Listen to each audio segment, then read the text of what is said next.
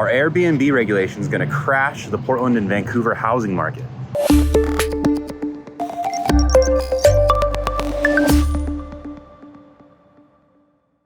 Hey everyone, thanks for joining us. We are Johnny and Angela from the Hatch Homes Group, and it's our Monday housing market update. So before we get into it, remember to like and subscribe if you're enjoying what you're seeing. We want to talk about the Airbnb crash, all the headlines that are going on right now. Honestly, I didn't want to talk about it because I was just like, what are these like unfounded articles coming out? I think there was one that we looked at that said the Airbnb crash could create a 2008 crash. That is a very bold statement. So because we're seeing people share it and it's bringing out all these like, oh yeah, stupid Airbnbs, blah, blah, blah, they're ruining the market. We just thought, hey, let's talk about it. Now we can really just talk about what we know in the Pacific Northwest, as that is our expertise.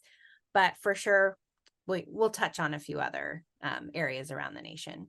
So New York City is recently enforcing a host registration law, which would crack down on illegal short-term rentals. So people who bought in the last few years, New York City is a huge tourist town, right? So that combined with short-term rentals getting enforced would create a lot of issues for a lot of people who didn't plan ahead, who didn't, maybe the numbers don't make sense as a long-term rental because holding costs are so high and cost of living in New York is so high. Yeah. And I think that just recently what I've seen is a little bit like the romance of Airbnb, of being an Airbnb host, has kind of worn off. I mean, previously, when there was less regulations, it was a lot easier. But even with the regulations, combine those with the high inflation, right? Like high holding costs as an Airbnb host, you're paying for all the utilities, all, everything for your property. And that really eats into your bottom line when utilities and everything has gone up. So not only that, you have more competition in the sense of there's people that really know how to do Airbnb right.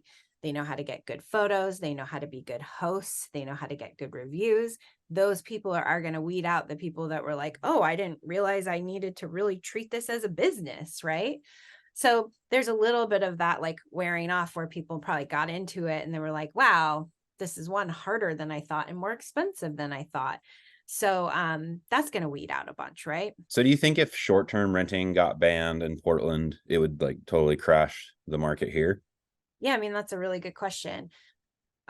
People, I'm not sure people remember, but in Portland, it's been like 5 or 6 years now that the city did crack down on Airbnbs.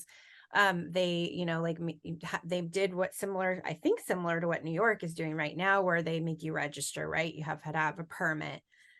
So that I remember when that happened, and I saw a bunch of like properties go on the market. Now, it also was combined with COVID. Really, it was very close. It was like a year before, 2 years before COVID. But then in COVID, people didn't want to have Airbnbs because if you have an ADU in your backyard or in your basement, you didn't want strangers there, like, right? Social distancing. Like, so there was a lot of people that like got out during that time. So Portland's kind of already gone through a weeding out process. I don't think we have a crazy amount. And There's like, I think through like a little over 3,300 something, I believe, in the Portland area. yeah. And so if you just look at that, like, so say a portion of those stop doing it, like a lot of those are probably legal. They're probably people that have an ADU or a basement apartment that are totally legally doing it. And so no, like it wouldn't crash, right? Like how would that much, even a small percentage of that would be welcome, I would think, Yeah, in our low inventory market. exactly.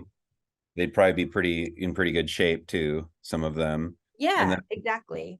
right. And then a good chunk would probably work for long-term rentals. Yeah, that's the other thing about like a city Airbnb or short-term rental is that you have a pivot, right? So if you can't, say the romance wears off and you want to just like not be an Airbnb host anymore, you could do long-term rental. Rents are high, like you're not going to make as much most likely, but you'll still be able to cover your mortgage. You won't be like forced to sell. And then also there's a pretty cool market in the 30-day minimum rentals, like so furnished rentals. And in our industry as real estate professionals, it's really, really nice to be able to, like, for clients to be able to have that. Like, I've had a few clients just in the past month that needed to move to Portland to find housing, and they had to stay in a short-term rental while they were finding a home. They were like basically homeless. So we really need those rentals. Same with travel nurses, right? Mm-hmm. So I think that, like, one of the communities it could really hurt if it was like banned are in those vacation communities, because a lot of people bought vacation homes during the pandemic, and their mortgages probably are really high, and they're in communities that they couldn't even long-term rent it for. Like, long-term rents are just so low, they wouldn't be able to pay their mortgage. So those could hurt the communities, not only like with like people having to sell, but also prices going down substantially in those communities if it was to be banned. So I personally hope that does not happen. Mm-hmm. So I think bottom line is if you're waiting for a short-term rental restriction to crash the Portland, Vancouver area so you can buy something, that's just not there. There's not that many of them that it would make that big of a dent and that would get it flooded that enough to cause that. So you should just find what you want and what you can work with now and go from there. Yeah, don't believe the hype.